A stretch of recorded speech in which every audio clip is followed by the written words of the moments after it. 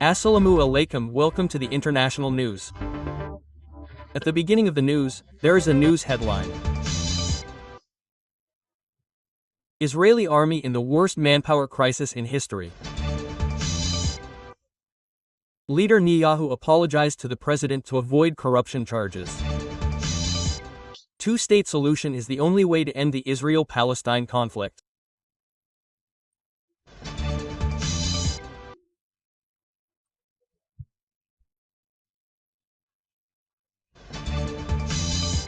Pope Leo XIII said that the Palestinian state is the only solution to the Israel-Palestine conflict. Pope Leo XIV said that Muslim countries should reconsider the Gaza agreement. He was listening to the news headline. Now I will tell you the details. Israeli army in the worst manpower crisis in history. According to Israel's reserve general and military analyst Yitzhak Breik, the country's army is facing the worst manpower crisis in history. In recent months, thousands of officers and non-commissioned officers have avoided duty or refused to renew their service terms, resulting in a severe shortage of personnel. In Gaza, 923 soldiers have been killed and more than 6,000 wounded in 2 years. In addition, about 20,000 soldiers are suffering from post-war psychological stress. Breik alleged that the actual casualty figures are being kept secret and many officers are leaving their jobs. Young people are not willing to sign long-term contracts. As a result, there is a huge vacuum in the force. He said that the manpower department has been working unprofessionally for years. As a result, the manpower crisis is now also weakening the ability to maintain combat equipment and conduct military operations, and the situation could quickly paralyze the normal operations of the army. Netanyahu apologizes to the president to avoid corruption cases. Israeli Prime Minister Benjamin Netanyahu has apologized to President Isaac Herzog to avoid being cleared of ongoing corruption cases. In a video message, he said that although he is ready to continue the legal battle, he has changed his position in the national interest. The president's office said that the opinion of judicial officials will be sought on the matter. He has been in multiple cases for 5 years on charges of bribery, fraud and abuse of power.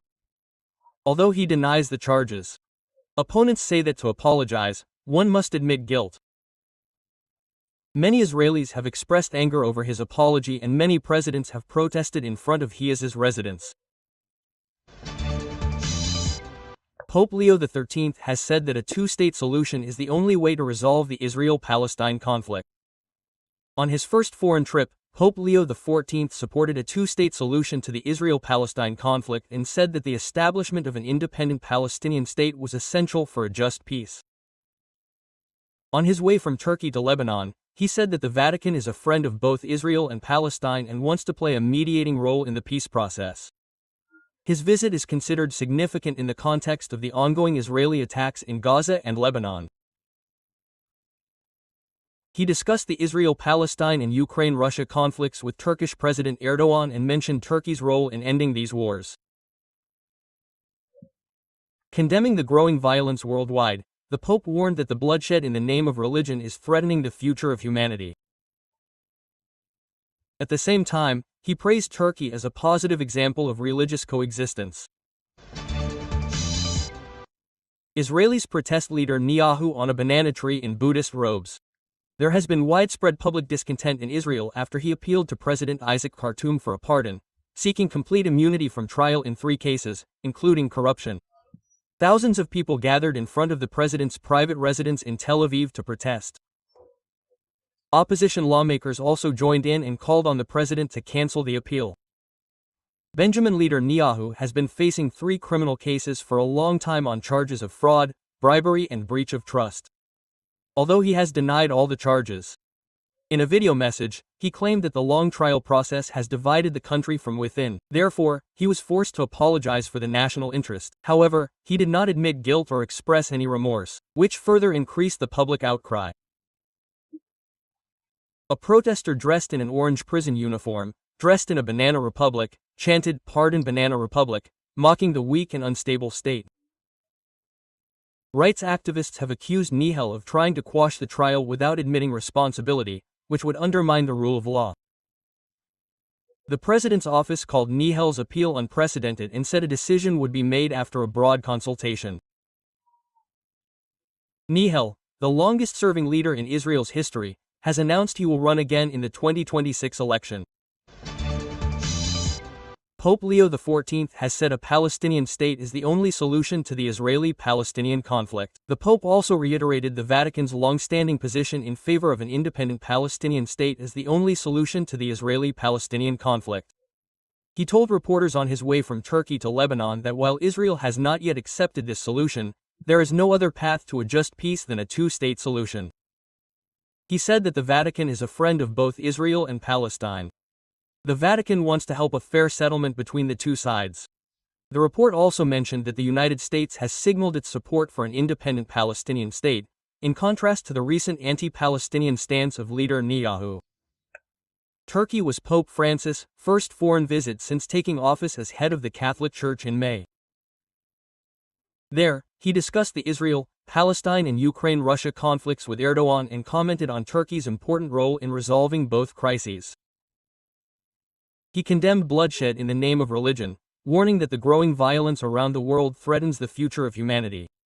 Describing Turkey as a positive example of religious coexistence, the Pope said that people of different religions can coexist peacefully. He wants to see such examples worldwide. After a few days in Lebanon, he will return to Rome. Asif said that Muslim countries should reconsider the cannabis agreement. Pakistan's Defense Minister Khawaja Asif expressed serious concerns about Israel's commitment to establishing peace in Gaza. He said that the continued violations of the ceasefire agreement may require Muslim countries that support the peace agreement, including Turkey, Egypt and Qatar, to reassess their positions. Despite the Israeli-Hamas ceasefire on October 9, many Palestinians have been killed in continuous Israeli bombardments. Asif said that at least 352 people have been killed in Gaza since the ceasefire went into effect and more than 70,000 people have been killed in Gaza since the conflict began. He said that Israel's actions raised questions about its commitment to the Sharm el-Sheikh peace agreement, and Amnesty International has also warned of the ongoing genocide. He called on the international community, especially Western countries, to increase pressure on Israel to comply with international law. A key part of the U.S.-brokered Gaza peace plan is the establishment of an International Stabilization Force, or ISF, with troops from Muslim countries.